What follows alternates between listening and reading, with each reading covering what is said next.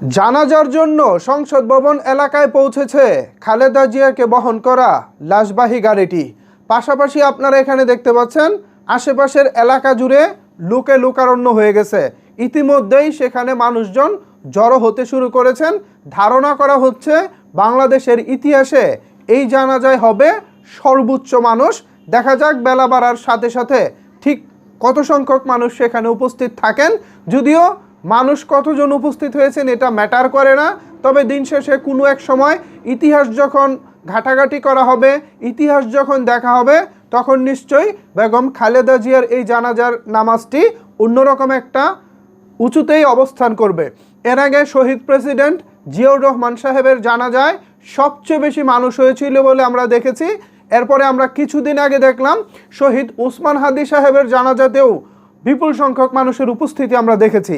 আজকেও ধারণা করছি অতীতের সকল রেকর্ডকে ভেঙে নতুন আরও একটি রেকর্ড হবে বেগম খালেদা জিয়ার জানাজায়।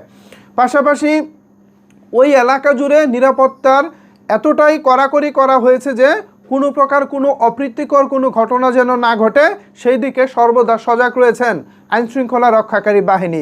এছাড়া সারা বাংলাদেশ থেকে গতকালকে দুপুর সন্ধ্যা সারা রাত্রি সারা বাংলাদেশ থেকে বিভিন্ন নেতাকর্মী ঢাকায় এসে পৌঁছেছে বলে জানা গিয়েছে এবং সকল নেতাকর্মী আবেগে ভাসতেছেন। সকল নেতাকর্মী কান্না ঝরা কণ্ঠে বেগম জিয়াকে বিদায় দেওয়ার জন্য এখন জড়ো হচ্ছেন সংসদ ভবন এলাকায়। আমরা আশা রাখি, আমরা আশা করি মহান রব্বুল আলামিন বেগম জিয়াকে জান্নাতের সর্বোচ্চ মাকামে তিনি অধীনস্থ করবেন এবং সর্বোচ্চ মাকামে তিনি বেগম খালেদা জিয়াকে রাখবেন। আল্লাহর কাছে সেই দোয়াটাই করি। তো ভিউয়ার্স, সংসদ ভবন এলাকায় পৌঁছে গেছে বেগম খালেদা জিয়ার লাশ। কিছুক্ষণের মধ্যেই অনুষ্ঠিত হবে জানাজা।